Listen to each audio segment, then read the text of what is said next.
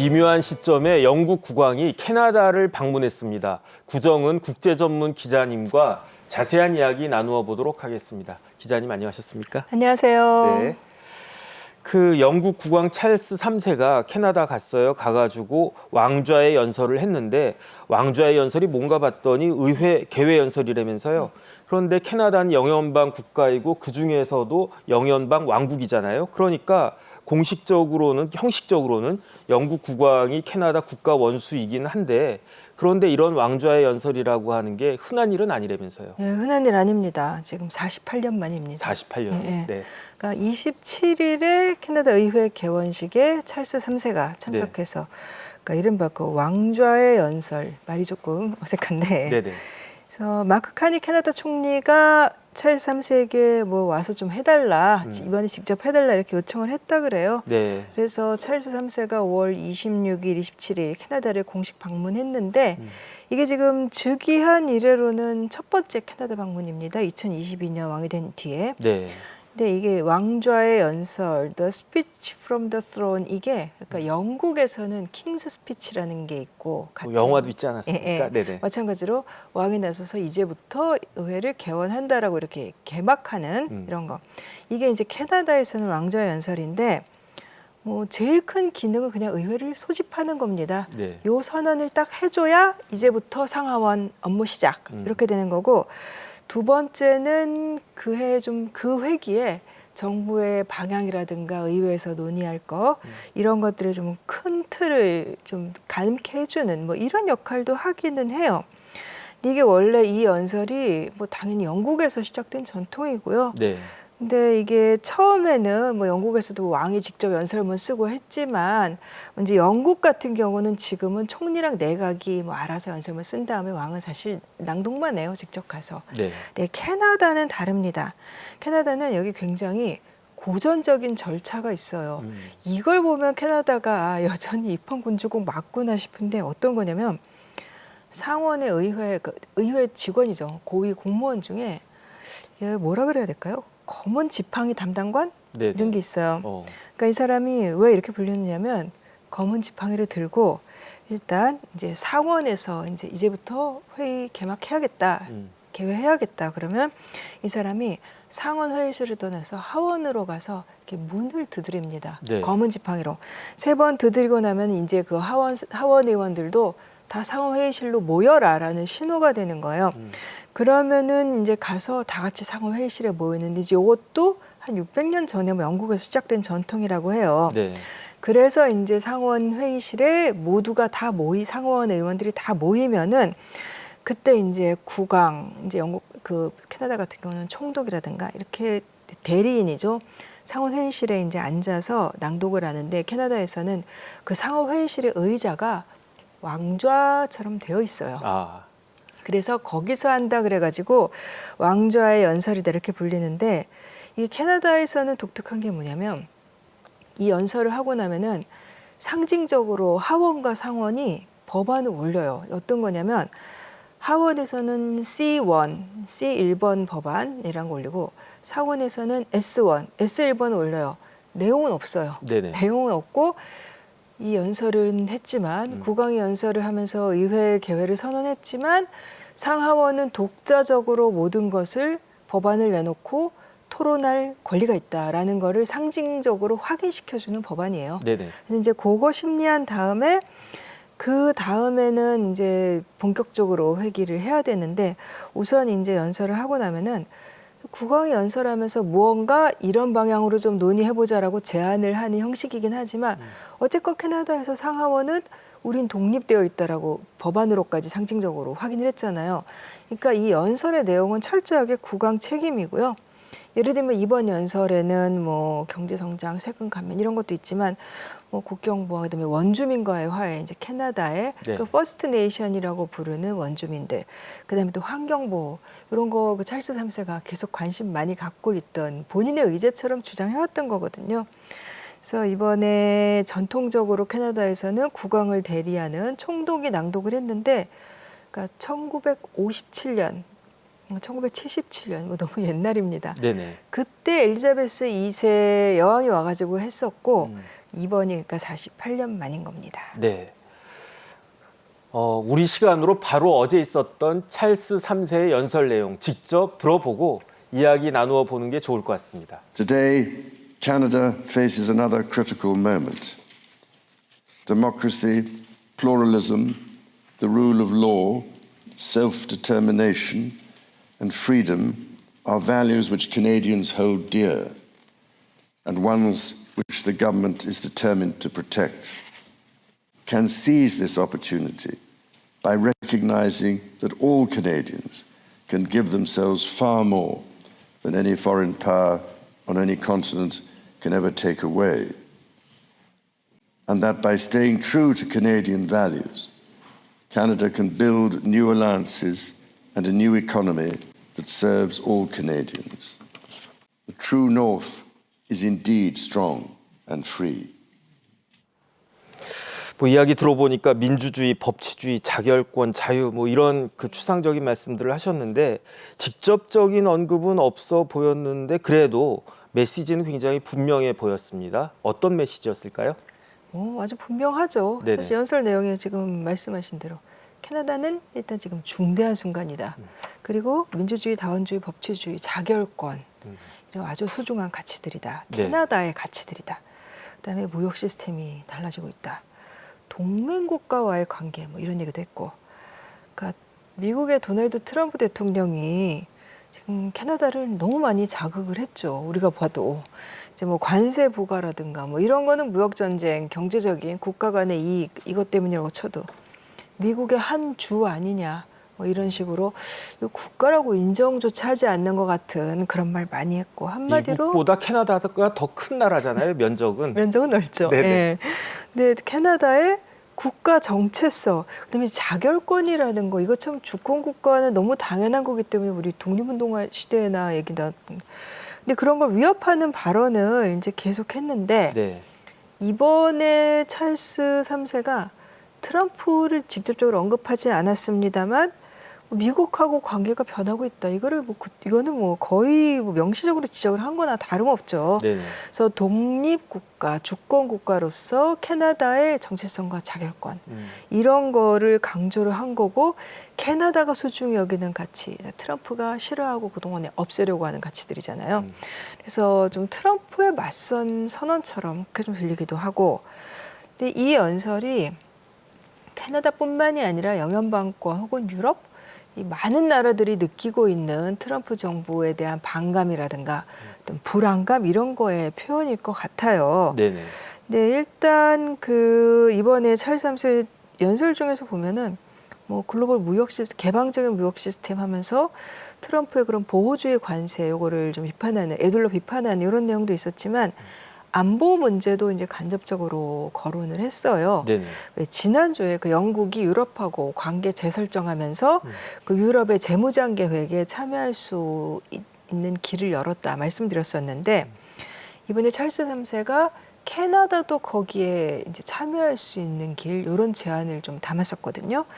이렇게 되면은 미국 뺀 나토 되는 거 아니냐라는 생각도 들어요. 물론 그게 뭐 이렇게 뭐 엄청나게 나토처럼 강고한 동맹이 되는 건 아니지만 이제 대서양 안보에서도 한마디로 미주와 유럽의 이 안보 동맹에서 이 미국의 곁다리가 아니라 캐나다도 좀 자율적으로 지금 미국이 저러고 있는데 나서야 한다.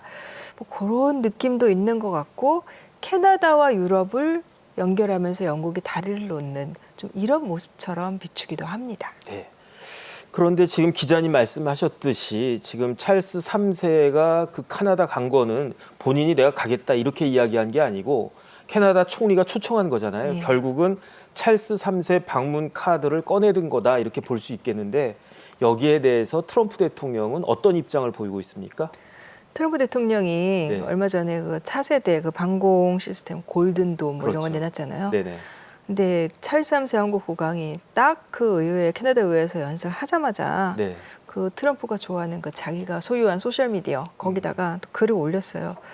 캐나다도 우리 이 멋진 골든돔 일부가 되고 싶어 하는데 미국의 51번째 주가 되면 공짜다. 네. 근데 별개의 국가로 남는다면 네 말은 너무 좀 이상하죠. 당연히 별개의 국가죠. 근데 별개의 국가로 남는다면 610억 달러, 한 네네. 84조 원이 들 거다. 네네. 한마디로 공동방위 혜택 보려면 미국 옆에 계속 붙어 있으려면 84조 원 내라 뭐 이런 네. 거 같기도 하고 계속해서 지금 미국은 뭐 캐나다를 자극해도 된다라고 생각을 하고 있는 것 같아요.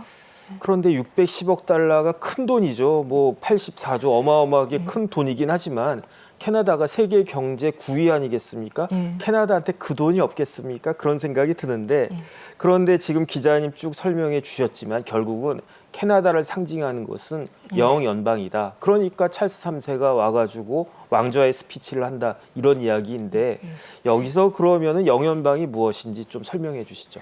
영연방은 사실 우리가 가장 쉽게 이야기할 수 있는 거는 과거에 영국의 식민 지배를 받았던 나라들, 네. 영국을 필두로 해서 그 네. 나라들의 모임인 거죠. 해가 지지 않는. 네. 예. 근데 이제 지금 속해 있는 나라가 56개의 나라예요. 네네. 아직도 많아요. 음. 근데 사실 대부분은 어떻게 보면 상당수가 잘 못 들어보셨을 작은 섬나라들 뭐 네. 이런 나라들이 많긴 한데 근데 이 나라들 중에서도 영국 왕을 계속해서 자기네 명목상의 국가 원수로 삼고 있는 나라들은 15개밖에 안 돼요. 네네. 그러니까 다 캐나다 같은 건 아니에요. 네네. 네, 뭐 그래서 이 나라들을 특별히 뭐 커먼웰스 영연방을 그렇게 부르는데 네. 영국 왕이 국가 원수인 나라는 이제 커먼웰스 렐름스라 그래서 영연방 왕국 이렇게 또 따로 구분하기도 해요. 뭐 구분 또 의미는 많지 않습니다만 네네.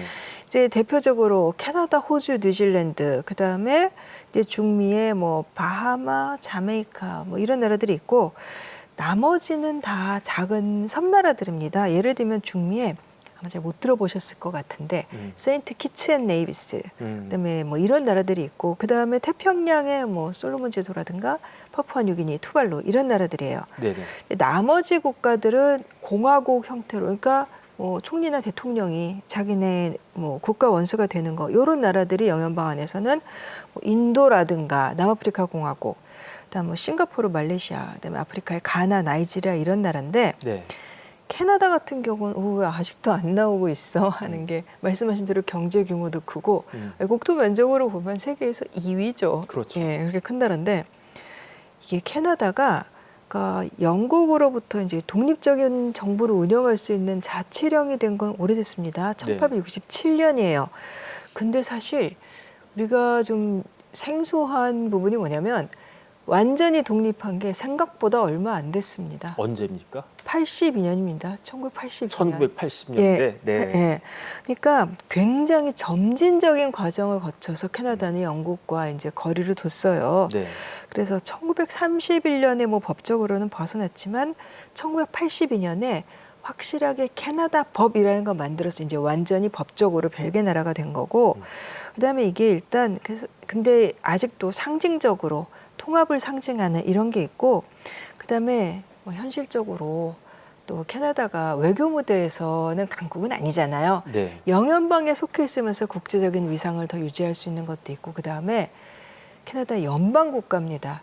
이거를 만약에 캐나다가 우리 이제 국가 원수 바꾸겠다.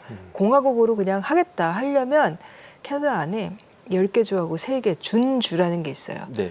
전부 다 거의 통과를 해서 그 주민들이 그 주마다 다 거의 동의를 해야 될 거고 복잡하겠네요. 굉장히 복잡하고 돈도 많이 들고 그러니까 지금 그거를 굳이 할 필요가 없는 거죠. 그런데 또 지금 이번에는 마침 또 트럼프가 저러니까 뭐 이럴 때는 또 국왕이 이렇게 와서 또 뭐 한마디 해주면 네. 또 국민들한테 이렇게 좀 힘도 실어주고 이제 그런 것들이 영향을 미치는 거죠. 영연방에 남아있는데. 그러니까 유명무실하니까 굳이 없앨 필요가 없겠다 이렇게 생각을 하는 것 같습니다. 그 말씀이 딱 맞는 것 같아요. 네네.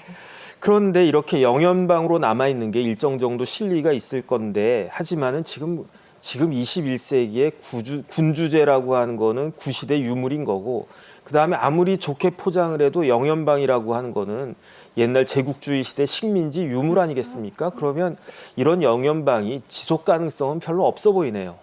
그러니까 지금 어떻게 보면은 대부분의 나라들이 아직 남아 있는 게 아주 이렇게 경제 규모가 작은 나라들은 영연방의 뭐 지원금이라든가 이런 것 때문일 수 있지만 그렇지 않은 나라들은 굳이 나갈 필요가 없어서 안 나가는. 근데 네. 이제 그게 말씀하신 대로 역사적인 문제 이런 것들은 분명히 실리를 넘어서서 그 나라의 정체성 같은 거 영향을 많이 미치고 굉장히 구시대적인 게 맞아요. 네. 그래서 20세기 이래로 계속 영연방 국가들이 줄어들었는데 제일 최근에 탈퇴한 나라가 2021년 11월에 나간 중미의 그 섬나라 바베이도스예요. 네네. 근데 그때 저도 이제 그 기억이 나는데 공화국 탄생하면서 이제 영국 국기 그 깃발 내리는 예식을 했었어요. 그때 뭐 바베이도스의 국민 영웅이 그 가수 리하나거든요. 네. 와가지고 네네. 이제 뭐 하고. 근데 그때 찰스가 왕세자로서 갔었어요. 근데 찰스가 이 바베이도스가 그보다 50년 전에 독립할 때도 갔었대요. 그래서 내가 여기랑 이렇게 인연이 있다. 우리는 벗이다라고 했는데 바베이도스 사람들 반응이 정말 안 좋았었습니다. 아니 과거에 이 아프리카에서 끌고 간 노예들의 후손들, 이 흑인들이 바베이도스 여전히 인구의 다수거든요. 네. 근데 그 노예 문제, 식민 통치 문제 하나도 사과 안 하고 그리고 이제 와서 무슨 벗? 뭐 이런 것들. 그래서 시민들이 오히려 시위하려고 그래갖고 정부가 막기도 하고 그리고 그때가 미국에서 흑인 생명도 소중하다 시위 일어났을 때였어요. 네. 그래서 그때 바베이도스에서도 영국 총독 동상 막 끌어내리고 그랬었는데 이제 그래서 그런 나라들은 사실은 상당히 반감이 많이 존재를 하죠. 그래서 주로 영연방에서 우르르 많은 나라가 탈퇴를 한 게 1970년대였어요. 이제 그때 이제 아프리카에서 그 블랙 파워라고 하는 흑인들의 자각도 많이 커졌고 그래서 많은 나라들이 이제 독립을 했다가 그다음에 좀 그 한동안 없다가 1992년에 그 인도양에 있는 아프리카 섬나라 모리셔스 그다음에 이제 2021년에 이제 바베이도스가 떨어져 나갔는데 네. 일단 호주, 캐나다, 뉴질랜드는 뭐 가시적인 그렇게 공식적인 정치적인 움직임은 없어요. 탈퇴를. 뭐 아직은 뭐 한마디로 그 필요가 없고 또 절차가 복잡하고. 근데 작년에 찰스 3세 호주 갔을 때도 뭐 분위기 썰렁했다. 이런 내용들 많이 나왔는데 이제 영연방에서 나가려고 하는 건 아니지만 이렇게 CANZUK, 칸주크라고 불리는 이렇게 한마디로 캐나다, 호주, 뉴질랜드, 영국. 그러니까 군주와 신하 나라가 아니라 역사적 문화적 유대감을 공유하고 있는 건 사실이니까 네네. 대등한 관계로 새로운 협력 모델 만들어보자 뭐 이런 논의도 있고 그러니까 사실 지금은 군주제가 딱히 어마어마한 관심은 없는 이제 그런 상황인 것 같아요. 그러니까 영국의 힘이 이전 같지 않으니까 영연방 국가들도 그런 태도를 보이는 것이 아닌가 그런 생각이 드는데 이런 상황에서 찰스 3세가 왕좌의 연설을 했어요. 캐나다 가가지고. 그런데 그 내용이 캐나다의 자결권 아니었습니까? 이게 또 영연방에 어떤 영향을 미칠 수 있을까요? 근데 그 바베이도스가 영연방에서 탈퇴할 때 네. 저는 영국 언론들 반응이 재밌었어요. 어느 나라들이 그럼 더 탈퇴할까? 또 줄줄이 탈퇴하는 거 아니야? 이게 아니라 영국의 일간지 가디언 제목으로 뽑았던 게 어떤 시민의 말이었는데 바베이도스 만세 다음은 영국? 그게 무슨 말이냐면 영국의 영연방에서 탈퇴하진 않겠지만 영국의 군주제가 네. 그만큼 인기가 없다라는 얘기였어요. 근데 이게 엘리자베스 2세 여왕은 뭐 사실 그래도 영국은 물론이고 영연방 내에서 뭐 존경을 많이 받았었죠. 본인이 참 좋은 모범적인 모습도 많이 보였고 근데 영국 왕실의 인기가 사실은 영연방에 대한 소속감이나 로열티 같은 거랑 많이 연결이 되는데 영국 왕실의 인기가 이제 찰스가 재혼할 때 막 곤두박질 쳤다가 그다음에 또 그 아들 윌리엄 지금 왕세자죠. 윌리엄이 결혼할 때는 뭐 좀 올라갔다가 이건 뭐 거의 그 왕실 이벤트에 따라서 오르락내리락하는 뭐 이런 것처럼 보이기도 하고 이렇게 되면 정치가 아니라 그냥 셀럽인 거죠 이거는. 네네. 근데 이제 영연방뿐만 아니라 영국 안에서도 사실 왕실의 미래에 대한 전망은 계속 부정적이에요. 그러니까 뭐 2023년 말에 실시한 조사에서는 군주제가 영국에는 그래도 매우 혹은 뭐 어느 정도 중요하다가 54%뭐 과반을 넘었습니다만 이게 1984년 이래로 제일 낮은 거고 이게 아마 그 엘리자베스 2세 시대가 끝나고 찰스 시대가 오면서 그 영향을 미쳤을 거예요. 왜냐면 2012년에도 뭐 어떤 76%인데 뚝 떨어진 거였었거든요. 특히 이게 아직은 군주제는 그냥 그래도 두자 우리 정체성인데 하는 게 우세하다고는 하지만 특히 35세 이하 젊은 세대로 갈수록 군주제에 대한 지지가 낮고 이제 캐나다의 경우는 최근 트럼프 압박 때문에 좀 이렇게 조금 올라갔다고는 하는데 그래도 이게 뭐 장기적으로는 계속 떨어지겠죠. 네. 어쨌든 찰스 3세가 즉위한 게 2022년 9월 달이었어요. 그런데 올해 2025년 1월에 트럼프 대통령 취임하지 않았습니까? 트럼프 대통령 취임 이후에 찰스 3세 활동이 좀 부쩍 많아진 것 같아요. 뭐 특별한 이유가 있을까요? 그 이번에 일단 캐나다 방문한 것도 그렇고 그다음에 3월 달에 그 우크라이나의 볼로디미르 젤렌스키 대통령 또 티타임 했죠. 네네. 트럼프가 박대한 다음에 이렇게 불러다 좀 위로하는 것 같기도 하고 그다음에 또 영연방 정상회의에서 또 뭐 기호 대응도 하고 공식적이고 직접적인 발언보다는 제스처로 메시지를 전달하는데 영국 안에서는 키어 스타머 노동당 소속 그 총리랑 일종의 역할 분담이 되고 있는 거 아니냐 뭐 이런 이야기도 지금 나오고 있습니다. 네네. 네, 지금까지 도움 말씀에 구정은 국제 전문 기자님이었습니다. 기자님 감사합니다.